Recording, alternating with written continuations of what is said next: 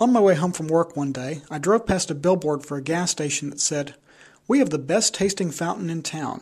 So if you see me in a local gas station licking the beverage dispenser, it's not because I've lost my mind, it's because I'm checking to see if it really is the best tasting one.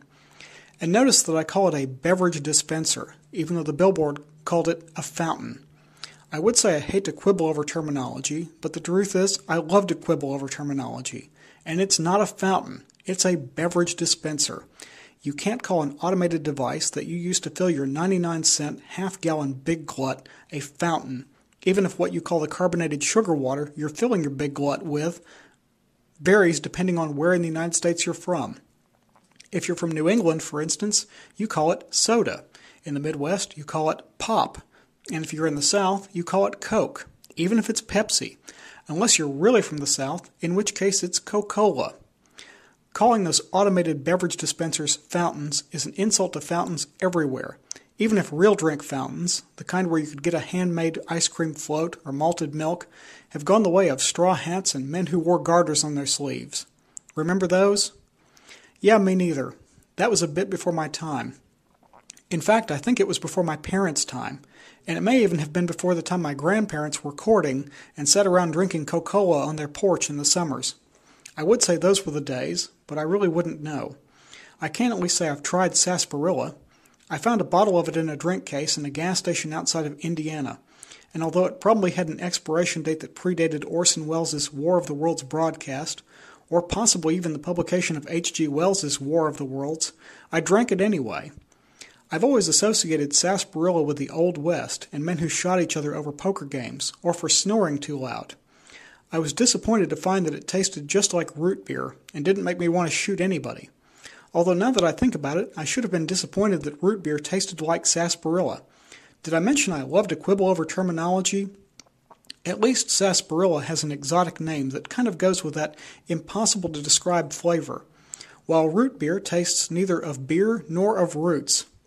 Once, after digging up a sassafras tree, I discovered that the roots smelled like root beer, but to my disappointment, they just tasted like roots. If you see me licking roots, by the way, it's not because I've lost my mind, but because I want to see which ones taste best. To get back to the gas station, though, do you really want to drink what comes out of those beverage dispensers? That's what the bottled drinks in the drink cases are for, where you can find a wide array of energy drinks.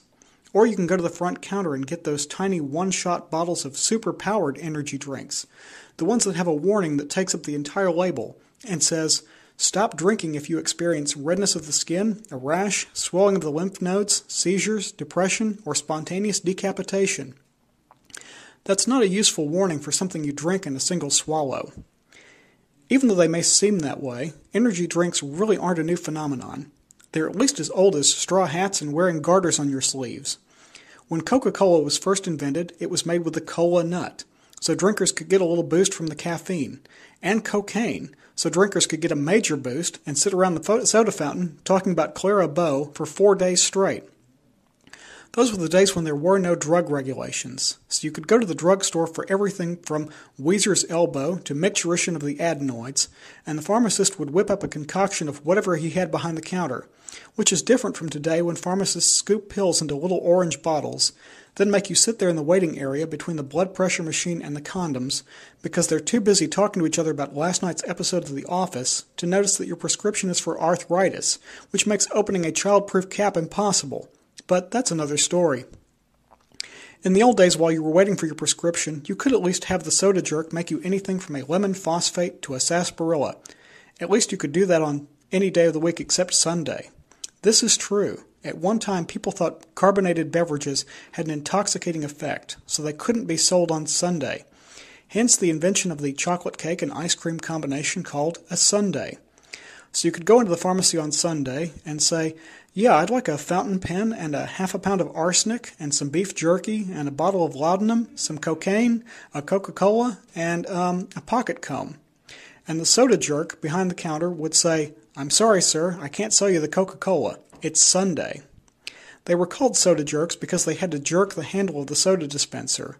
But how that translated into the modern-day jerk, which is a polite term for someone who's, well, a jerk, is beyond me.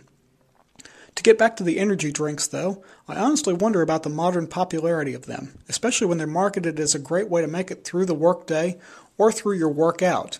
If you can't make it through the workday, maybe you need more sleep, or maybe just a little time talking with your cubicle neighbor about last night's episode of The Office. And if you can't make it through your workout, maybe your body is trying to tell you that you don't need to spend 5 hours running on the treadmill. I also recently heard that the popularity of energy drinks has created a counter-trend of non-alcoholic relaxing drinks. So if you're too hopped up on caffeine, niacin, guarana, ginseng, acai, creatine, or cocaine, you can rush down to the gas station and buy a bottle of something with melatonin, chamomile, valerian, or opium. One thing that hasn't changed after all these years is that the people who make and sell these drinks are still jerks.